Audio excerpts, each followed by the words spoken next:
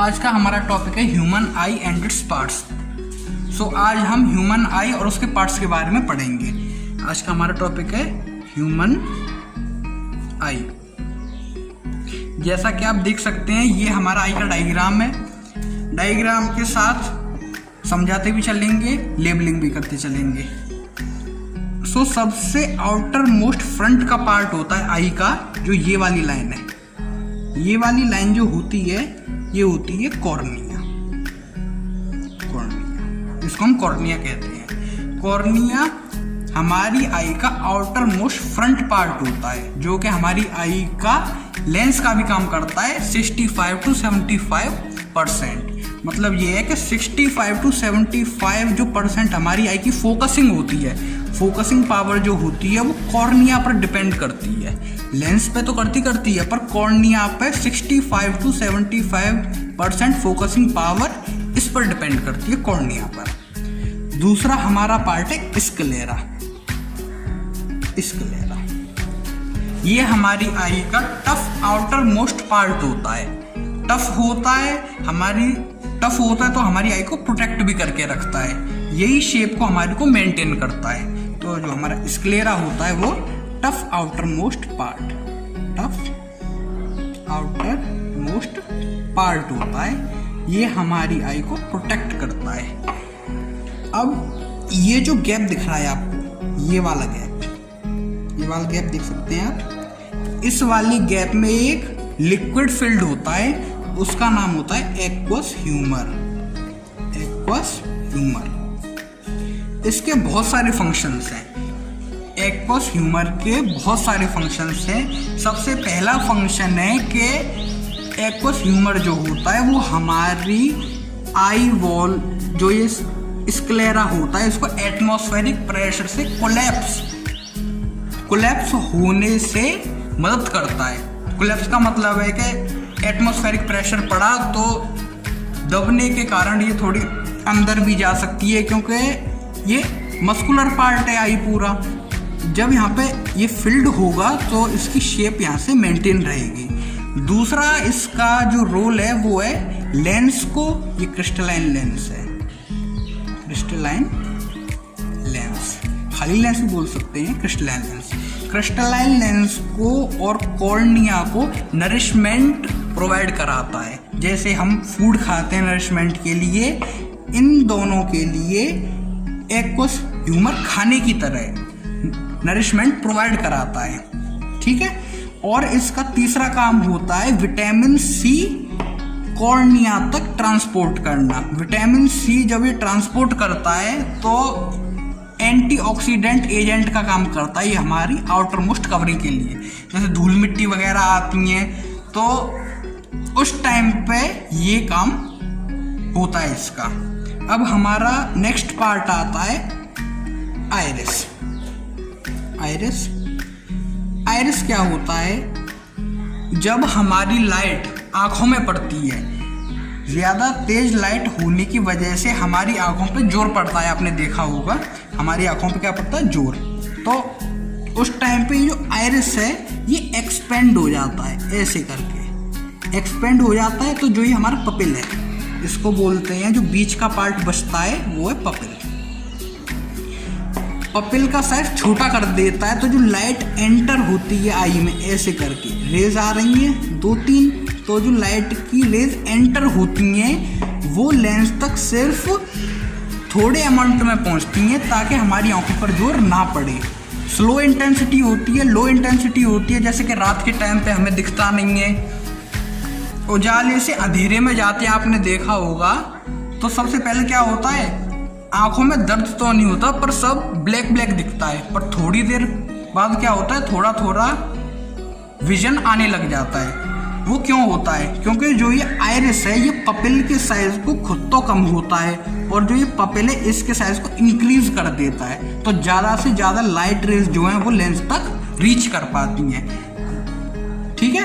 Pupil का iris का function same ही है, पर दोनों पार्ट्स हैं अलग अलग। आइरिस पपिल के साइज को चेंज करता है, मतलब मेंटेन करके रखता है, और जो ये पपिल होता है ये लाइट को फोकस करता है किस पर, लेंस पर, लाइट को अलाउ करता है लेंस तक जाने के लिए। यही एक दरवाजा होता है। यो मान लो लेंस के सामने एक दरवाजा जितना खुलेगा उतनी ही लाइट लेंस तक पहुंचेगी। दरवाजे को खोलने और बंद करने का काम जो करता है वो आइरिस करता है। नेक्स्ट पार्ट है हमारा क्रिस्टलाइन लेंस।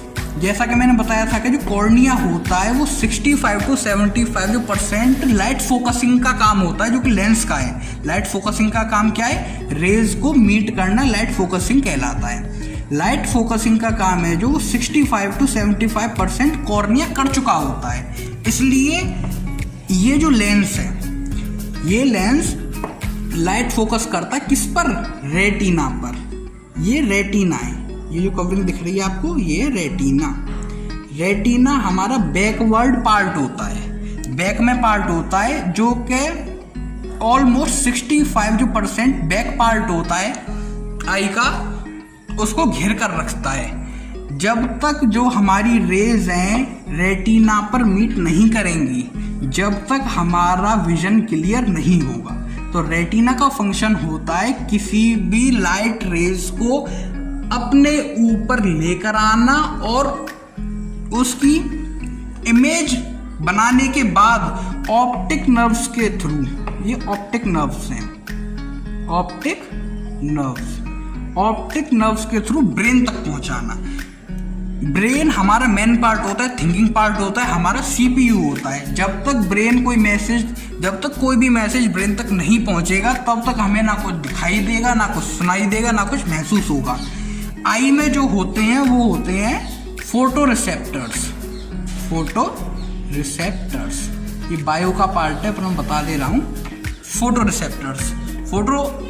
रिसेप्टर्स क्या करते हैं, वो रेटिना में प्रेजेंट होते हैं। फोटो रिसेप्टर्स लाइट की सेंसिटिविटी को सेंस करने के बाद इलेक्ट्रिकल इम्पल्सेस क्रिएट करते हैं। जब वो सिग्नल्स जब ऑप्टिक नर्व्स के थ्रू ब्रेन में पहुंच जाते हैं तो वो एक मैसेज में कन्वर्ट होकर बैक दोबारा आई तक आते हैं और यहाँ पर एक विजन क्रिएट करते हैं जो हमें अपने आसपास दिख रहा होता है। अब बात है कि कोई चीज़ पास है, कोई चीज़ दूर है। अगर कोई चीज़ पास होगी तो सिलियरी मसल, जो ये पार्ट आपको दिख रहा है, ये दोनों साइड होते हैं और पार्ट। सिलियरी मसल का काम यही है कि अगर कोई भी चीज़ हमारे पास है, आई के मसल, कोई भी चीज़ हमारे आई के पास है तो ये क्या करती है, एक्सपेंड होकर लेंस को छोटा करती है। लेंस की ये हाइट है, इस हाइट को ये छोटा कर देती है, जिससे कि इसकी जो फोकल लेंथ है वो छोटी हो जाती है। लेंस जब चौड़ा हो जाएगा, छोटा हो जाएगा लंबाई में, विड्थ में चौड़ा हो जाएगा तो उसकी जो फोकस है वो छोटा हो जाएगा। तो फोकस को ऐसा सेट कर देती है कि वो फोकस सीधा रेटिना पर आए। सो सिलियरी मसल का काम ये है कि हमारे आई की फोकल लेंथ को सेट करना, so that the image will be formed on retina only. जब हमें कोई भी डिसीज होता है, मायोपिया या हाइपरमेट्रोपिया, तो वो क्यों होता है, वो इसलिए होता है क्योंकि जब हमारी लेंस की स्ट्रेचिंग पावर, कोई भी चीज़ें स्ट्रेच करेंगे जब तो स्ट्रेच होगी, ये तो फोर्स लगाते हैं पर ये स्ट्रेच नहीं हो पाता, ये टफ हो जाता है। स्ट्रेचिंग पावर जब खत्म हो जाती है जब हमें पास दूर का दिखने में दिक्कत होने लग जाती है। जहाँ फोकल लेंथ सेट हो गई वहाँ सेट रह गई। या फिर इसकी तो स्ट्रेचिंग पावर ठीक रहती है लेंस की, लेकिन जो सिलियरी मसल्स हैं इनकी पावर खींचने की और रिलैक्स करने की कम हो जाती है, जिसके कारण जो ये लेंस होता है पूरा, ये ना तो खींच पाता है। हमें कोई भी चीज़ को खींचने के लिए पावर लगानी पड़ती है। अगर वो सिलियरी मसल्स में से पावर ही हट जाएगी तो वो कैसे खींचेगी इसे, तो फोकस लेंथ जो है, फोकल लेंथ जो है वो सेट नहीं हो पाएगी, तो हमारी इमेज यहाँ पर नहीं बन पाएगी। अब ये भी जगह इसकी तरह ये जगह खाली है, इस जगह में भी तो कुछ होना चाहिए। इस जगह को भरने के लिए एक और वाटरी वो होता है, वाटरी लिक्विड टाइप होता है, इसको बोलते हैं विट्रस ह्यूमर। इसको बोलते हैं विट्रस ह्यूमर। ठीक है, विट्रस ह्यूमर का काम क्या होता है, जो भी हमारी आई की शेप होती है, देख सकते हैं आप कितना बड़ा एरिया विट्रस ह्यूमर ने कवर कर रखा है। लगभग 90% या फिर 85% विट्रस ह्यूमर ने देखने से पता चल रहा है कि पार्ट इतना कवर कर रखा है। अब 90 और 85% पार्ट कवर करने का कुछ तो मतलब होना चाहिए। इसका ये मतलब है कि जो ये आई की ये शेप है गोल, इस शेप को मेंटेन करने के लिए ये ह्यूमर इसमें भरा होता है। अगर ये ह्यूमर नहीं होगा तो ये आई की जो शेप है ये चेंज होती रहेगी, ठीक है। आई की शेप कभी बढ़ेगी, कभी छोटी होगी, टेढ़ी मेढ़ी होती रहेगी। अगर ये ह्यूमर प्रेजेंट होगा तो ये क्या करेगा, आई की शेप को चेंज नहीं होने देगा, ठीक है। जैसे कोई बैलून होता है, वो बैलून ऐसा होता है, नॉर्मल शेप में होता है, लंबा, कैसे भी मोड़ लो उसे रबड़ की तरह, पर जब उसमें हवा या पानी भर देते हैं तो वो एक शेप में आ जाता है। उस शेप को मेंटेन करता है उसके अंदर जो मैटर फिल्ड है। ऐसे ही आई की शेप को मेंटेन करके रखता है विट्रस ह्यूमर। और दूसरी बात, नरिशमेंट भी ये प्रोवाइड कराता है, फोकसिंग ऑफ लाइट भी करता है, ठीक है। रेटिना से ये कनेक्टेड रहता है, मतलब रेटिना पर ये फेस ऑफ करता ही रहता है, इसको बोलते हैं रेटिना, जैसे हमने आपको बताया है। अब आता है पार्ट हमारा कॉरिड।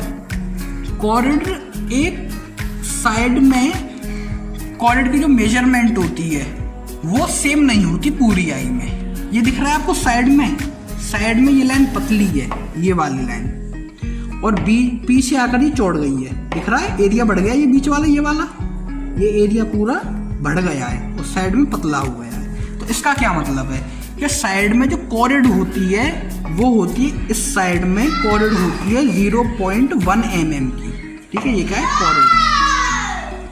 साइड में जो कॉरिड होती है वो 0.1 mm की होती है, और जो पीछे होती है यहाँ पर 0.2 mm की होती है, 0.2 mm। साइड में 0.1 mm, पीछे 0.2 mm। तो इसका साइज क्या, पीछे ज़्यादा होती है वाइड, साइडों में आकर पतली होती जाती है। और इसका एक फंक्शन होता है बहुत ही इंपॉर्टेंट, जो भी हमारी आइज में नर्व्स आती हैं जिनके थ्रू ब्लड आता है जाता है, ठीक है, नर्व की वेसल्स जो आती हैं ऑक्सीजन प्रोवाइड कराने के लिए, वो इस ही कॉरिड के पार्ट में आती हैं। और वो सीधी जो जाती हैं नर्व्स, वो सीलियरी मसल्स तक जाती हैं। यहाँ पर पतला पतला है कॉरिड, ठीक है, सीलियरी मसल्स तक जाती हैं और कॉर्निया तक जाती हैं। आपने देखा होगा वाइट आई में कभी कभी हमें दिखता है, जैसे ये ब्लैक पार्ट है हमारी आई का, वाइट जो पार्ट है इसमें हमें रेड ब्लू सी थोड़ी थोड़ी वेसल्स जैसी दिखती हैं, तो वो पार्ट हमारा होता है ये कॉरिड पार्ट। कॉरिड पार्ट में ही वेसल्स आती हैं जिनके थ्रू ब्लड आता है और जाता है। अब सबसे एंड में जो काम रह जाता है वो ऑप्टिक नर्व्स का। ऑप्टिक जो नर्व्स होती हैं उनका एक फंक्शन मान लो मैसेजेस को हमारी आई से ब्रेन तक पहुंचाना, ब्रेन से आई तक लेके आना। जब हमारी कोई दो रेज, जैसे दो रेज आई यहाँ पर मीट हो गई, किस पर, रेटिना पर दो रेज हमारी मीट हो गई। अब दो रेज जब रेटिना पे मीट हो गई तो इससे कनेक्टेड होती हैं ये ऑप्टिक नर्व। ऑप्टिक नर्व्स के थ्रू ये मैसेज इलेक्ट्रिकल इम्पल्सेस की फॉर्म में जाएगा ब्रेन तक। ब्रेन सेंस करेगा, इसे सेंस करने के बाद वापस से इन्हीं के थ्रू भेजेगा। जब भेज देगा, जब हमारा विजन क्लियर हो पाएगा, मतलब नैनो सेकंड से भी छोटे टाइम में ये सब चीज़ होती है, बहुत फास्टली ट्रांसपोर्ट होती है ये सब चीज़ें, नैनो सेकंडों के काम होते हैं। लेकिन ये पूरा वर्क एक इमेज को फॉर्म करने में लगता है पूरी आई को। जो हम पढ़ रहे हैं इन सब चीज़ों का काम है एक हमें कोई भी चीज़ देखने में। इतने पार्ट्स टुगेदर वर्किंग के बाद, इतने पार्ट्स के टुगेदर जब कर लेते हैं वर्क, उसके बाद हमें कोई भी चीज़ दिख पाती है। तो इनके जो वर्क हैं बहुत मेन है किसी भी आई में। आई का हर एक पार्ट अहमियत रखता है अपने अंदर एक क्लियर विजन को बनाने के लिए। आई होप आपको मेरी वीडियो पसंद आई होगी।